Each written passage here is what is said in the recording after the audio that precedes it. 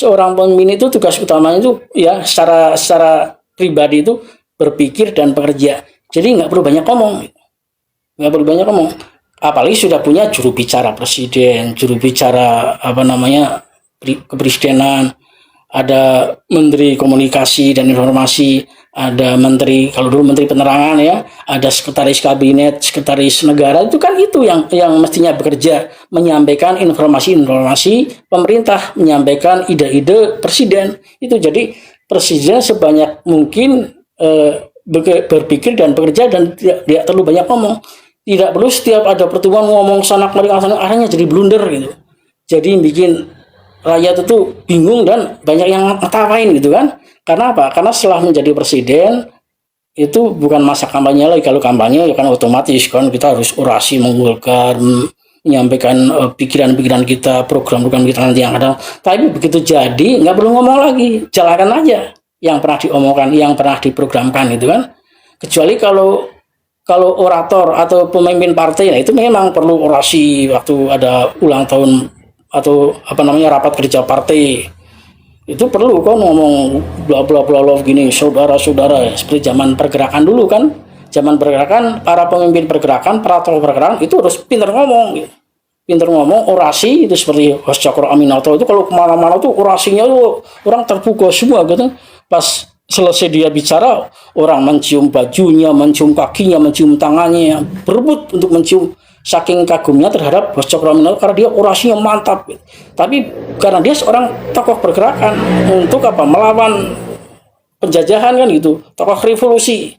Jadi ada seperti itu, diikuti oleh yang lain kan. Kata Cokro Aminoto itu apa? Kalau kalian ingin menjadi, kepada murid-muridnya nih, kalau kalian ingin menjadi pemimpin besar, tokoh besar, maka menulislah seperti wartawan dan berbicaralah seperti orator. Dan itu diikuti oleh murid-muridnya, diantaranya siapa? Soekarno, Musso, kemudian Kartosuryo. Itu kan murid-muridnya Hos Cokro Aminoto itu yang bisa menjalankan perintah gurunya atau wasiat dari gurunya untuk menjadi orang besar. Yang paling sukses Soekarno, selain dia seorang orator, pidato di mana-mana, sama seperti Hos Cokro Aminoto. Kalau Soekarno datang suatu tempat, orang berbondong-bondong dari mana-mana, puluhan ribu, ratusan ribu itu, karena dia pintar orasi. Nah itu tokoh pergerakan, menjadi ketua PNI pada saat itu. Sama dengan Kartosuryo, tapi Kartosuryo nggak terlalu pintar orasinya, tapi dia menulis. Kalau Soekarno itu menulis dan berbicara, orasi. Kalau Kartosuryo menulis saja, orasinya biasa datar, kayak Bung Hatta, kayak Muhammad Nasir.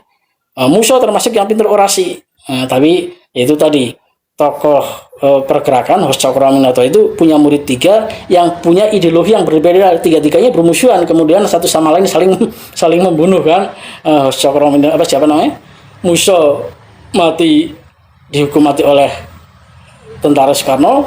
Kartosuryo juga dihukum mati oleh pengadilannya Soekarno. Itu padahal ketiga orang itu adalah sahabat. Mereka bersahabat dan menjadi murid utama Hos Cokro Aminoto. Nah itu mereka tokoh pergerakan. Soekarno luar biasa. Tapi ketika Soekarno menjadi seorang presiden, terus dia ngomong terus sampai kemudian Bung Hatta mundur, dia akhirnya akan jatuh. Kenapa?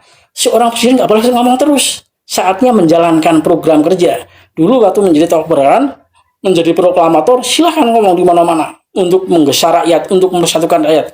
Tapi ketika menjadi seorang presiden, seorang pemimpin, saatnya untuk bekerja, saatnya untuk melaksanakan program-program pembangunan.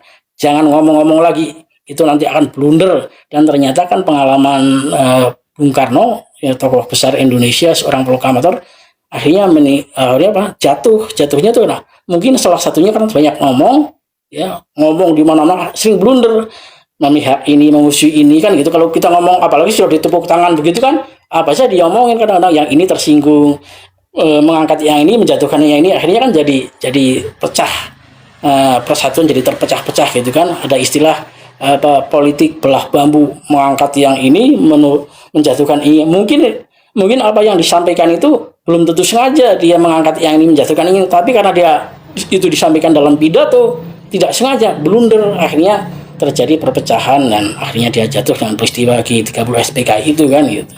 Nah itu yang kemudian menjadi pelajaran penting bagi Pak Harto. Makanya Pak Harto lebih banyak diam. Pak Harto bukan nggak bisa ngomong, pinter dia ngomong, mestinya meskipun ngomongnya datar kayak Bung Hatta, Muhammad Nasir, Hamka, itu kan kalau bicara kan datar, nggak menggubu-gubu kan, datar biasa gitu, tapi dimengerti oleh rakyat.